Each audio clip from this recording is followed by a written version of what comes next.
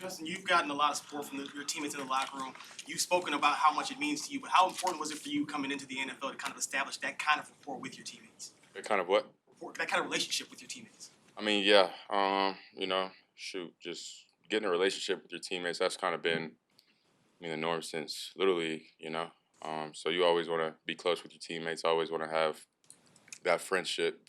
Whether you're playing together, whether you're not. So, we've really emphasized, being close to each other, and really just a close knit group. Through the thick and thin, and I think we've done that. I think there's a lot of great relationships throughout the team, and guys are really close. So I think we've definitely grown together and kind of meshed well together as a team. Has that kind of helped you guys through the rough early start of the season? Yeah, I think so. When kind of how guys react through the tough times, then you can really know what kind of person they are. So that definitely helped. But just having that close relationship with them, you can talk to them, outside of the building, and whenever they might be going through a hard time, whenever you see them kind of off a little bit, you can ask them, hey, what's up? But there's a lot of close relationships on the team. Guys are very close with each other. They hang out a lot outside the building, and like I said before, it's just great to have that as a team. This was talking about how your sack numbers and your interceptions are down, especially over the last couple of weeks. Is that something you've made a focus and made a point to avoid those situations, or is that something you think is just kind of natural growth in your game right now? Yeah, I think Flus talked to me about it maybe 3 or 4 weeks. I think before I came back actually, but yeah, he gave me a thing set 200, which is 2 touchdowns, no sacks and no turnovers. So that's pretty much my goal every game, and sacks, they don't put us behind the sticks, of course, and then you never want to turn the ball over to give the other team a short field. So definitely trying to avoid the turnovers and sacks for sure. Justin, you mentioned coaching. We were 2 games away from the end of the year. Do you think you said I mentioned what? Coaching. Flus handing you the thing. Oh. Mm-hmm. With 2 games left in the season, do you think you've been put in the position to use your skills the best you can by the coaching staff you have? 3 weeks in the season was a subject of conversation among us. Yeah, I have. In what ways? All the ways you can think of, passing, running the ball, play action, all of that. So, yeah. Jalen Johnson said that one of the last goals he has for this season for the defense is to pitch a shutout. Is there an equivalent for the offense for the final 2 games for you guys? Goal? Yeah, like he says that he, obviously no points for the offense in the opposing team. Do you guys have one? I mean, we have one every game. We try to put up at least 28 points a game, and that usually gets it done. For our defense. So, usually put up 28 points, take care of the ball, and execute third down and goal zone. Should have a good game. But, of course, you don't want to put a cap on that number to however many points you can score or want to score. But, we go in with the goal every game to at least score 28 points. So. All right, so 27 points last week. Are you happy you were 1 point away and it was good enough to get the win, or are you like? Nah, because I feel like we could have scored more if I would have threw a better ball to Khalil on that pick. That was a potential touchdown there. And, I think we could have 21 points the first half. You got to score more than 6 points in the whole second half. So, we left more out there. So, just cleaning up those details and focusing on, sustaining that, hot start throughout the whole game. Justin, I know you've been able to kind of focus on each game rather than looking at the talk about your future. But as you get to the last 2 games of the season, does that creep in at all a little bit? No, not really. I'm focused on Sunday and, playing this Atlanta team. They have a good defense. They've been playing well on defense, and, they're a good team. So, we have a challenge up ahead of us, and everybody's getting prepared for that. So, yeah. Flus really praised your ability to kind of stay where your feet are. Mm-hmm. Is that just part of your personality to not, get distracted by all that other stuff?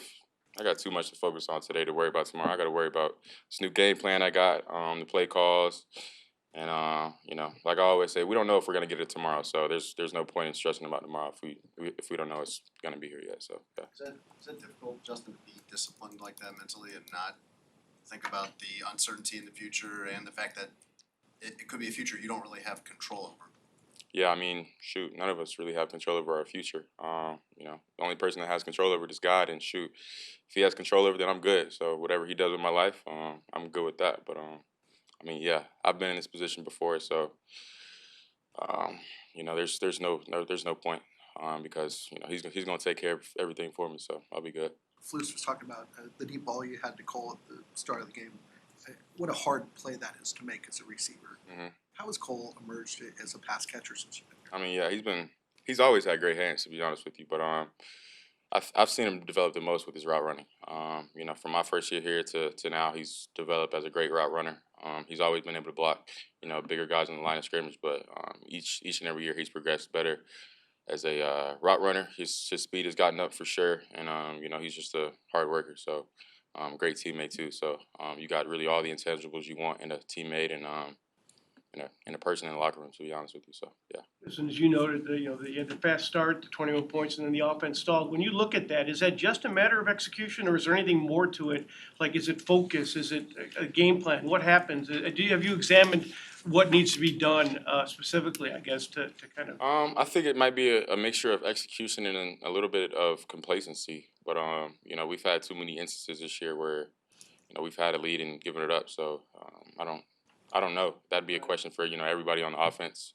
I'm not sure, but you know, my job is to stay on those guys and you know, make sure we're, you know, focused on each and every detail, each play we're out there. So you know, my goal is to, you know, try and score every drive. So but yeah, if I do see that lull in the offense and everybody else, I just try to get everybody up, and I'm just trying to get them to, you know, reset and be able to, you know, just start the game how we started last game. So yeah, but like I said, we're working on that, and you know, trying to sustain that hot start that we, you know, had last week. So just starting that way every game and then being able to sustain that through 4 quarters. So yeah. Where would you put yourself in this offense after almost 2 full seasons? What do you mean? Just when you go back and watch the tape, what are your biggest takeaways when you see yourself running the offense? Going in the offense? Your biggest takeaways when you watch yourself running the offense, do you feel like you're right there for maybe having humming at the top level, or is there so much more work to go? How do you evaluate yourself when you watch the tape? I mean, like I always say, I can always improve in, you know, areas. You know, I'm not perfect at anything. And to be honest, I have a lot of work to do. So, you know, that work's gonna be put in and it's gonna be done. So excited for, you know, this Sunday, this matchup we have against Atlanta. Again, against a talented defense, and you know, everybody's getting ready for it. So it's gonna be fun. This might be a weird question, but like, at any other point in your career, have you ever been asked this many big picture questions? Not really. I don't think so. Not really too many at Ohio State, or we couldn't really do media at Georgia. I probably would have gotten a lot of questions at Georgia, but as a freshman, we couldn't really do media. So, yeah, I haven't really gotten too many questions like this. Does it make you think, I mean, in a more philosophical sense? Because, I mean, we've heard you talk about, you know, the life part of this game and also what it gives you. Like, it just seems like there's less X's and O's stuff. Obviously, we have to ask you about stuff in the offense, but more like big picture. What's next? What's your future? All that. Like, how do you process that? I don't. I just worry about what's going on today. Shoot, I don't process what's going to go on in the future. You know, I don't think anybody does, to be honest. Shoot, I don't know. Y'all don't know. Nobody knows. So, you know, whatever happens, happens, and you know, we'll cross that bridge when we get to it. But as of now, focused on these meetings we got in the afternoon, and then, you know, like I said, this Sunday coming up. So excited for that. Thanks, guys. Well, appreciate y'all.